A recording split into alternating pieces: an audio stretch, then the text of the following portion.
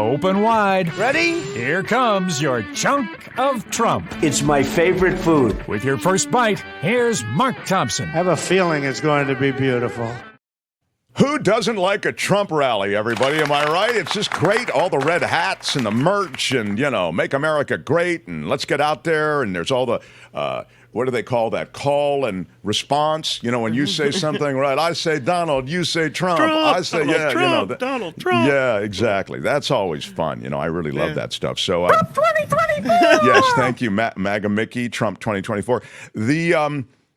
The latest, though, at a Florida rally that Trump was giving is kind of a reminder that Donald Trump has some cognitive issues of his own. Uh-oh. I mean, in addition to being, completely vacuous, no idea what's going on in the world, couldn't find Latvia or the Baltic states or probably Ukraine on a map. I'm going to say vacuous is a ding word, don't you think? I think vacuous is a ding word. Yeah.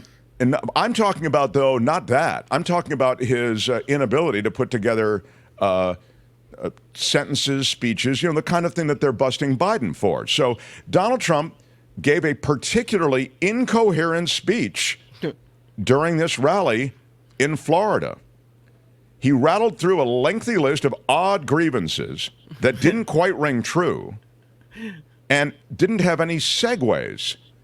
In front of a crowd of about 700 people, although Trump claimed it was 45,000.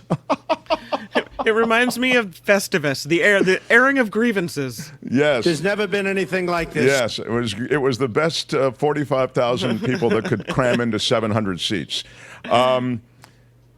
He hit all the normal beats of his campaign, and he attacked Joe Biden for his weak performance in the debate.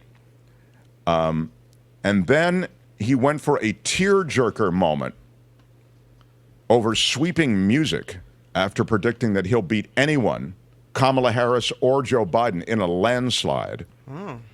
Over sweeping music, Trump went for this tearjerker moment only to suddenly veer into complaining about something else.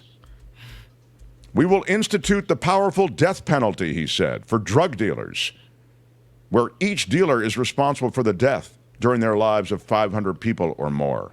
Mothers will never again be forced to watch their children overdosing in hosp, he said, and then he cut himself off, and we will never allow mothers to watch their child hopelessly dying in their arms, screaming, "What can I do? What can I do? Help me, God, what can I do?" We are a nation whose once revered airports are a dirty, crowded mess. What? This is all in the same, right, okay? I'll continue with the quote. You sit and wait for hours and then are notified that the plane won't leave, that they have no idea when they will, where ticket prices have tripled. They don't have the pilots to fly the planes. They don't seek qualified air traffic controllers, he said, and just don't know what the hell they are doing, he said. Wow. Yeah. He was hoping for an emotional moment. I mean, he went for the crying mothers. Then you segue right to that airport thing. I don't know if there are tears there. You know what I mean? That's a reach. But then he got into, quote, "We don't eat bacon anymore." These are all disconnected thoughts. We will take over the horribly run capital of our nation in Washington, D.C., he said, and clean it up, renovate it, and rebuild our capital city so that it is no longer a nightmare of murder and crime, but rather it will be the most beautiful capital anywhere in the world. So he's playing the hits, but it's interesting what, this just in, people in Florida who are voters and people in that crowd, they don't give a damn about Washington, D.C. and what kind of, whatever. And not to mention you're wrong about your assessment of Washington, D.C., but whatever. Right now, if you leave Florida, oh, let's go, darling. This is all him saying, pretend. Now he's in character. Oh, let's go, darling. Let's look at the Jefferson Memorial. Let's look at the Washington Monument. Let's go and look at some of the beautiful scenes, and you end up getting shot, mugged, raped, he warned.